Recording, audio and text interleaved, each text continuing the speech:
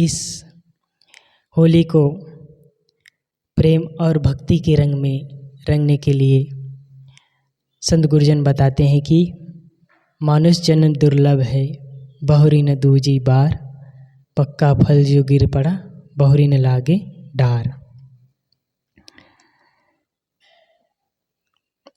सदगुरु कबीर कहते हैं कि यह जो जीवन हमें मिला हुआ है यह अनमोल है। अनेक शुभाशुभ कर्म के फलस्वरूप यह जीवन मिला हुआ है।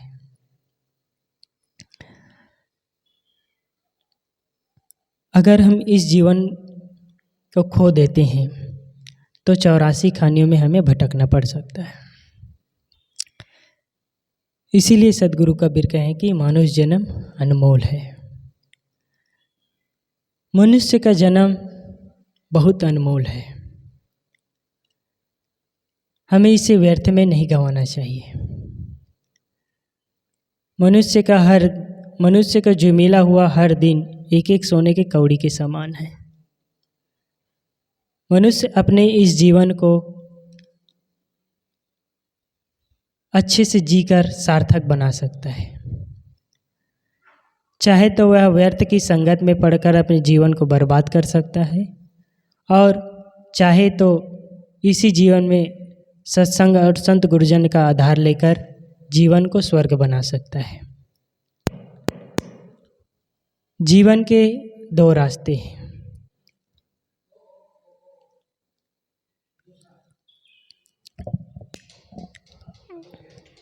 चाहे आप कुसंग के रास्ते पकड़ ले या सत्संग के रास्ते। कुछ लोग गलत आदत और गलत संगति के शिकार हो जाते हैं और गलत आदतवश अपने जीवन को बर्बाद कर डालते हैं। कुछ लोग विवेकी होते हैं, कुछ उनके सत्कर्मों का फल भी होता है जो संत गुरुजन मिलते हैं। संत गुरुजन जिनके जीवन में होते हैं उनका जीवन स्वर्ग के समान बन जाता है, क्योंकि जीवन में अगर कहीं सही रास्ता बताने वाले हैं तो वो है संत गुरुजन। क्योंकि कुसंग और गलत रास्ते बताने वाले तो हजारों मिलेंगे, लेकिन सही राह बताने वाले बिरले विवेकी जन ही मिलते हैं और उस रास्ते पर बहुत कम लोग चल पाते हैं।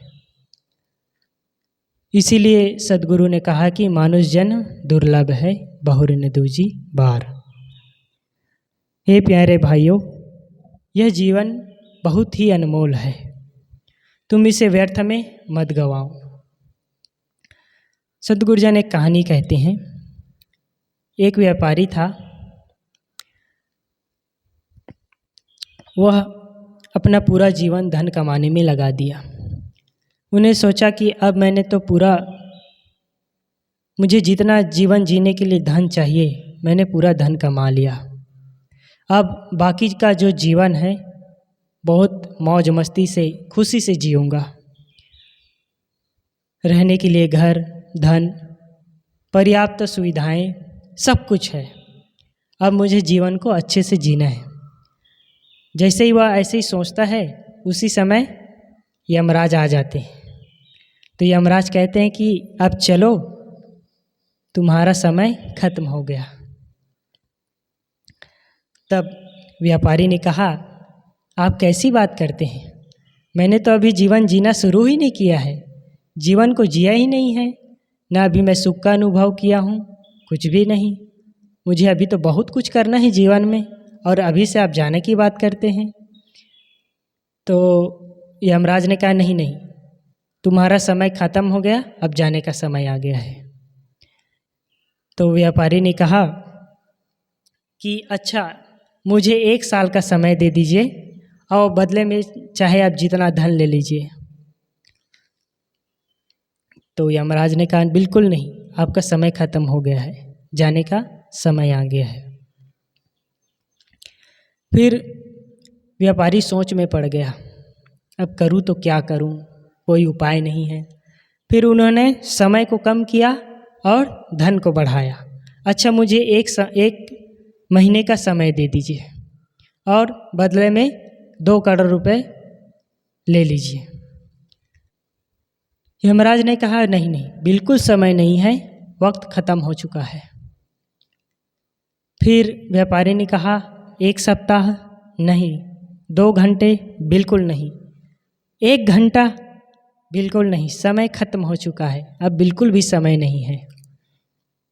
फिर व्यापारी सोच में पड़ गया। उन्होंने कहा कि मैंने जीवन में जितना कमाया है सब धन ले लो, बट 1 घंटा तो दे दो। उन्होंने कहा बिल्कुल समय नहीं है। अच्छा, 1 मिनट तो दे दो। मैंने कहा हाँ ठीक है, 1 मिनट ले लो। तो उन्होंने लिखा कि मैंने पूरा जीवन धन कमाने में ही लगा दिया, जीवन को जिया ही नहीं, लेकिन पूरे धन के बदले मुझे 1 घंटा भी नहीं मिला। इसी तरह हम जीवन को व्यर्थ में बर्बाद करते चले जाते हैं, और जो हमें समय मिला हुआ है, यह जो जीवन मिला हुआ है, जीवन का जो अवसर मिला हुआ है, इस अवसर पर हम चाहे तो धन कमा सकते हैं, लेकिन उस धन को देकर धन के बदले जीवन नहीं कमा सकते। जीवन के अवसर पर हम मान सम्मान, पद प्रतिष्ठा, अधिकार, परिवार, पत्नी, बच्चे, लेकिन इन सब के बदले जो अवसर बीता है वह वापस नहीं लाया जा सकता। तो जीवन का हर पल महत्व है। लोग राग द्वेष में, लड़ाई झगड़े में पड़कर जीवन को इतना बर्बाद करते जाते हैं कि दिन रात नकारात्मक विचार में पड़े रहते हैं। न मन निर्मल होता है, न सुख से जी पाते हैं। मैंने अपने जीवन में अनेक लोगों को देखा है, अभी भी देखते हैं, कि पूरा जीवन कुसंग में पड़कर बर्बाद कर देते हैं, और कुछ लोग ऐसे होते हैं जो गलत आदतवश अपने जीवन को बर्बाद कर देते हैं। सब कुछ जानता है आदमी कि क्या खाने योग्य है, क्या पीने योग्य है, क्या करना चाहिए, क्या नहीं करना चाहिए, कहाँ जाना चाहिए, कहाँ नहीं जाना चाहिए, क्या देखना चाहिए, क्या सुनना चाहिए, सब कुछ जानते हुए भी वह अपनी आदतवश लाचार हो जाते हैं। क्या करें साहब, हमारी आदत बन चुकी है। और अगर कोई संत गुरुजन समझाते हैं तो क्या कहते हैं अंत में, साहब आप तो साधु है, हम तो संसारी हैं। बस इतना ही कहते हैं हम तो संसारी है, हमें तो चलता है, आप लोग का जीवन अच्छा है, आप लोग अच्छे से जीते हैं, और हम संसारी साहब, हमें तो ऐसे ही जीना आता है। व्यक्ति अपना सुधार करना ही नहीं चाहते। जानते सब चीज़ है, क्या करना है क्या नहीं करना है, उसके बावजूद भी अपना सुधार नहीं कर पाते। क्यों? क्योंकि हमारी आदत ही ऐसी बनी हुई है। तो साहब कहते हैं कि यह जीवन बहुत ही अनमोल है, इसे यूं ही बर्बाद ना करें। आदमी के जीवन में जो मिला हुआ है उनके महत्व को हम नहीं समझते। जो हमें मुफ्त में जो चीज़ें मिलती है उसका हम व्यर्थ कहाँ समझ पाते हैं। ये जो हवाएं प्रकृति की ओर से हमें मिली हुई है, इनका हमें पैसा नहीं देना पड़ता। पानी, प्रकाश और भी बहुत सारी चीज़ें हमें प्रकृति की ओर से उपहार स्वरूप मिला हुआ है। क्या हम इन सब के लिए पैसा चुकाना पड़ता है? नहीं। समय का एक एक पल, एक एक मिनट बहुत अनमोल है। समय की कीमत उनसे पूछिए जो हॉस्पिटल में अंतिम सांसें गिन रहा हो। जो मौत से लड़ रहा हो, जिनके अंदर जीने की आशा हो, वह व्यक्ति बताएगा कि समय की कीमत क्या है, किस तरह उन्होंने अपने समय को बर्बाद कर दिया और आज किस तरह से वो पछताते हुए, रोते गिड़गिड़ाते हुए जीवन जी रहा है। हमारे दादाजी बहुत सत्संगी थे। उनका पूरा जीवन सत्संग में ही बीता, संत गुरुजन के आधार में। जब मैं साधु वेश में गया तो उन्होंने, उनके आँख में आंसू आ गए। रोते गिड़गिड़ाते हुए कहा कि आपने मेरे कुल को तार दिया। आपने जो काम किया है वह सराहनीय है। मेरे इतने बेटे, इतने नाती पोते हैं, इसमें से किसी ने यह काम नहीं किया जो काम आपने किया। उन्होंने कहा कि मैं इतना धन्य हो गया हूँ, मेरा जीवन तो ऐसे ही बीत गया। वो मुझे कहने लगे कि मैंने तो ऐसे ही जीवन बीत गया, अब पछताने से कोई फ़ायदा नहीं है, लेकिन आपने जो किया वह बहुत अच्छा किया, सार्थक काम किया। पूरा जीवन धन, पुत्र, कुटुंब, परिवार संभालने में ही बीत गया, ना कुछ करने का अवसर नहीं मिला। फिर भी सत्संग करते थे, भजन करते थे, नित्य संध्या पाठ करते थे, लेकिन जितना काम करना चाहिए था वह काम नहीं कर पाया।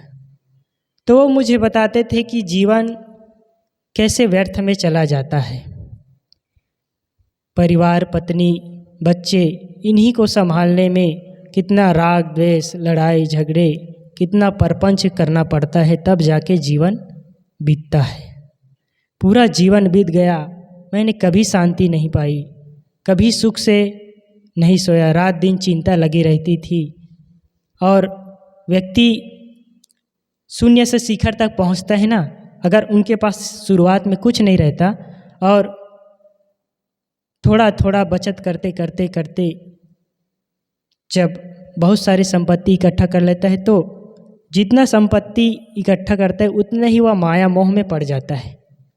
एक एक चीज़ का जब थोड़ा थोड़ा नुकसान होता है तो उन्हें बहुत दुख और पीड़ा होता है।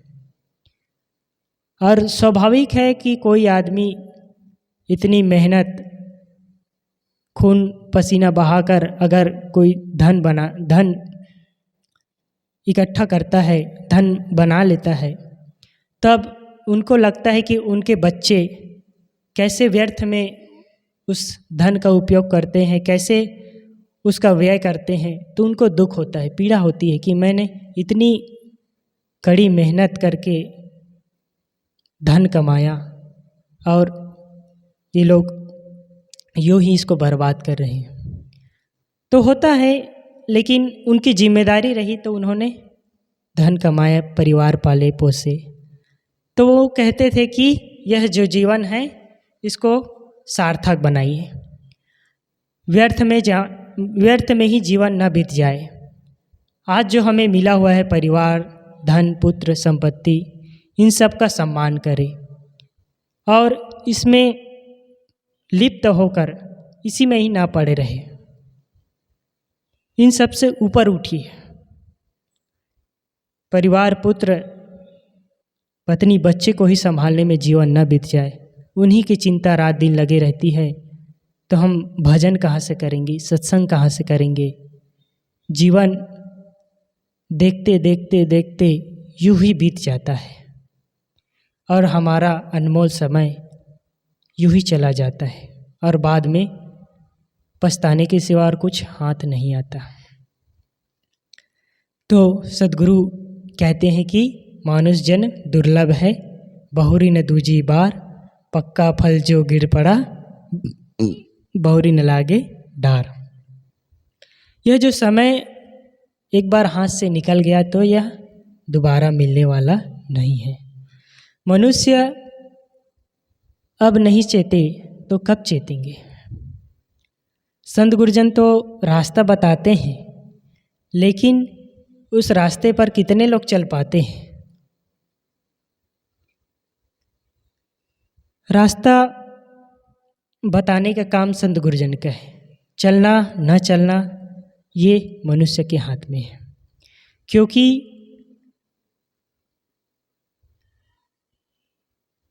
सदगुरु कबीर ने कहा है कि राह बिचारी क्या करे जो पंथी न चले विचार। रास्ता तो मिला हुआ है, अगर पथिक ही उस रास्ते पर विचार पूर्वक ना चले तो इसमें रास्ते का क्या दोष है। संत गुरुजन हमें रास्ता बताते हैं लेकिन हम उस रास्ते पर चले ही ना, तो इसमें किसका दोष। तो होली के इस पावन अवसर पर आज बहुत सुंदर सत्संग आप सभी श्रवण कर रहे हैं और इस जीवन में जो समय मिला हुआ है उसको व्यर्थ में न जाने दें और जीवन को संवारे, इसी जीवन में परम सुख शांति का अनुभव करें। और ज़्यादा ना कहते हुए मैं अपनी वाणी को यहीं पर विराम देता हूँ और हमारे बीच संत गुरुजन हैं, उनके वाणी का हम लाभ लेंगे।